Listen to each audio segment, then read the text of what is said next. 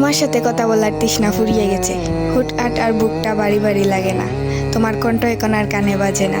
বালিশে মাথা রেখে এপিট ওপিট করতে করতে রাত পার হয়ে যাওয়ার দিনগুলো ফুরিয়ে গেছে।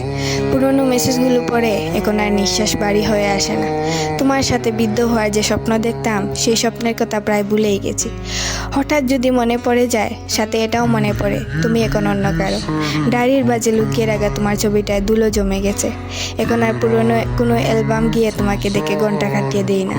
মোবাইলটা হাতে নিলেই তোমার আইডিতে গিয়ে উকি মারার অভ্যাসটাও বদলে গেছে। বন্ধু মহলে তোমার নাম নিয়েও আর কিছু বলা হয় না।